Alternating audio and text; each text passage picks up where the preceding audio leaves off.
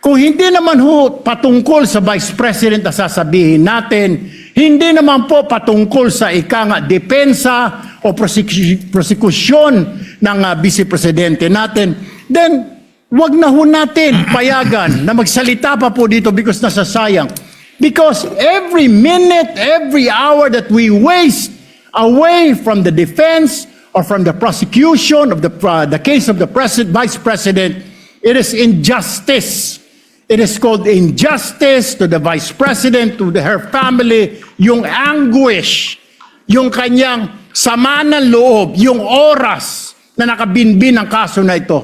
Aming mga kasama, ako po'y humihingi ng paumanhin sapagkat ito pong nakaraang linggo, lumabas po sa mga balita na may aligasyon na ako daw po ay hindi sumusunod sa batas. Ito po ay nakalulungkot para sa isang senador, sa isang senator judge, ang masabihan na hindi sumusunod sa batas. Samantalang nung tayo po ay merong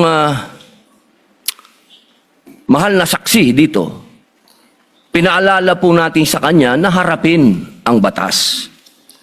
Noong nakaraang linggo, ang atin pong kaibigan na ombudsman, ang sinabi po ng mahal na ombudsman na ako daw po ay hindi sumunod sa kanilang pasabi na mag-file ng aking counter affidavit.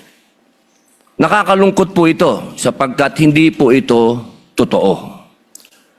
Inaamin ko po sa inyo kung ICC lang, hindi po talaga ako susunod. Hindi ako magpapasakop sa ICC. Pero dahil ginagalang ko po ang ombudsman, dahil siya po ay aking kaibigan na itinuturing, dahil nagkaroon na po kami ng napakahabang kwentuhan sa aking opisina nung siya po ay kalihim ng hustisya, nag-file po kami.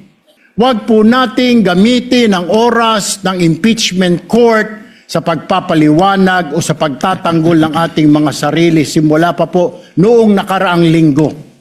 Because the time we waste here to defend ourselves, defend what we believe or what have you, is an injustice to the Vice President. Yung oras po na ito dapat ilaan natin sa pakikinig sa depensa ng Vice Presidente, sa mga akusasyon laban sa Vice Presidente, hindi po pagdidepensa sa mga sarili natin kung tayo inaakusahan ng kung anong mga ahensya, kung tayo po ay may mga kaso, may mga investigasyon. This is not the right forum, Mr. Presiding Officer, Mr. President, Senate President. This is not the right place.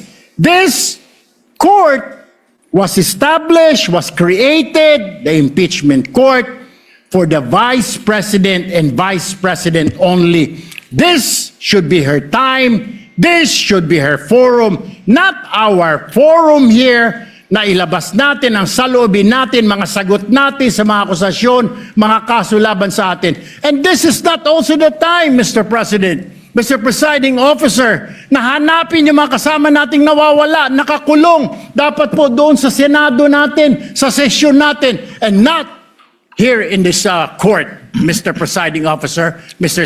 Senate President.